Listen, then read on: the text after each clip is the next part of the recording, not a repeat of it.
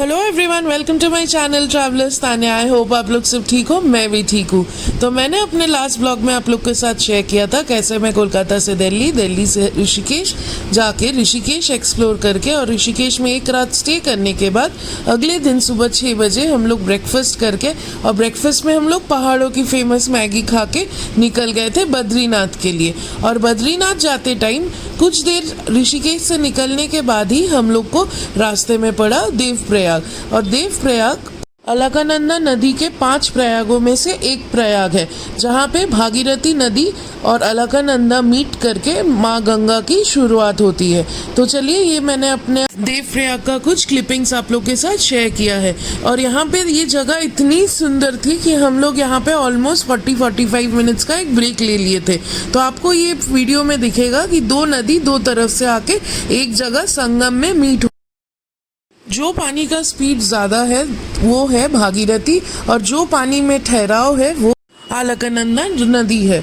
और ये दोनों नदी मिलके माँ गंगा बनती है और यहाँ से माँ गंगा आगे पहाड़ों से नीचे ऋषिकेश हरिद्वार होते हुए नीचे आती है। तो हम लोग भी यहाँ थोड़ा देर रुक के आगे निकल गए रास्ते पे, जहाँ पे हम लोग का नेक्स्ट स्टॉप था जोशीमठ। और जोशीमठ का जो सुंदर मंदिर था उसका क्लिपिंग मैंने शॉर्ट्स में शेयर किया है, तो जाके ज़रूर मेरा शॉर्ट्स भी चेक करिएगा। और यहाँ पे हम लोग मंदिर के यहाँ रुक के थोड़ा देर फोटोग्राफी किए और फिर आगे की जर्नी के लिए निकल पड़े वहाँ से, क्योंकि बद्रीनाथ 300 किलोमीटर हम लोग को और ट्रैवल करना बाकी था। और उस दिन एनिवर्सरी थी हम लोग की, तो हम लोगों ने ये चॉकलेट्स खुद को ट्रीट किया था।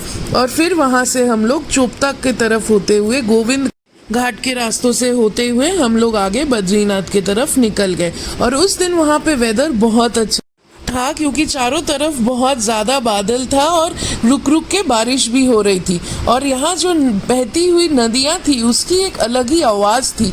और ऐसे सुनसान रास्तों में ऐसे नदियों की आवाज़ और इतनी ठंडी मीठी हवा के साथ ट्रैवल करने का एक अलग ही मज़ा था। इतना अच्छा लग रहा था। करते करते हम लोग पहुँच गए शाम को 7 बजे बद्रीनाथ। जल्दी से फ्रेश हुए और रेडी होके दौड़ के जाके मंदिर में ऑलमोस्ट एक 2-3 किलोमीटर लंबी लाइन में खड़े हुए। उस लाइन में जब खड़े हुए तो लगा कि आज शायद दर्शन नहीं होंगे, लेकिन हम लोग बहुत लकी थे कि हम लोग को 45 मिनट्स के अंदर ही बहुत सुंदर दर्शन हुए। और इस दर्शन की भी अलग ही सुकून थी। और ये हम लोग की 4 धाम की पहले धाम की दर्शन शुरू हुई। और मंदिर के अंदर इतना भीड़ था, आपको आगे के कुछ फोटोज में ही वो देखने मिलेगा।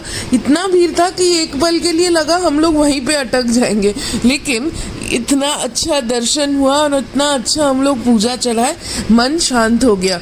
और फिर हम लोग को अगले सुबह वहाँ से केदारनाथ के लिए सोनप्रयाग पहुँचना था, क्योंकि हम लोग की आगे की यात्रा सोनप्रयाग से केदारनाथ की चढ़ाई स्टार्ट करनी थी।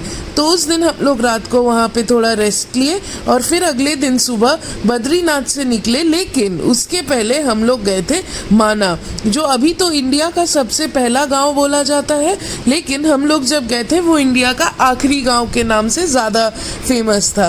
तो चलिए, हम लोग बद्रीनाथ का कुछ क्लिपिंग्स आप लोग के साथ शेयर करते हैं।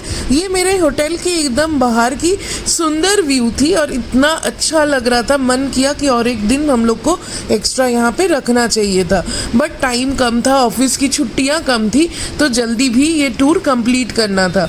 तो हम लोग ये निकल गए थे माना के रास्ते के लिए।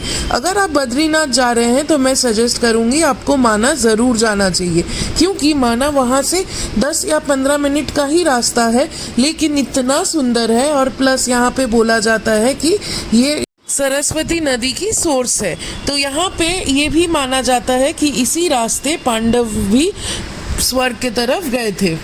तो यहाँ पर पहुँच के हम लोगों ने गाड़ी पार्किंग पे लगा के वहाँ से आगे रास्ता एक 15 मिनट का बहुत इजी ट्रैक करके हम लोग पहुँचे थे नदी के सोर्स तक। और ये जो भीम पुल बोला जाता है इस जगह को, उसके नीचे से जो पानी आते हुए आप देख रहे हैं वही है आपकी सरस्वती नदी। तो यहाँ पे जो पीछे मंदिर है, ये मंदिर अभी वहाँ पे बन रही थी। और माना विलेज की और एक खासियत है कि ये इंडिया और तिब्बत की बॉर्डर यहाँ से 26 किलोमीटर दूर है, तो इसीलिए यहाँ पे हिंदुस्तान की आखिरी ढाबा भी यहीं पे है। तो हम लोगों ने वहाँ पे पहाड़ों वाली और हिंदुस्तान की आखिरी ढाबा वाली मैगी खा के एंजॉय करके वहाँ से फिर आगे निकल गए थे, क्योंकि हम लोग को केदारनाथ पहुँचना था। तो चलिए हम लोग यहाँ पे अपना जर्नी ख़त्म करते हैं, और उसके साथ ही कुछ और एक्स्ट्रा फ़ोटोज़ जो मैंने वहाँ पे क्लिक किया था वो भी मैंने आपके साथ शेयर कर दिया है।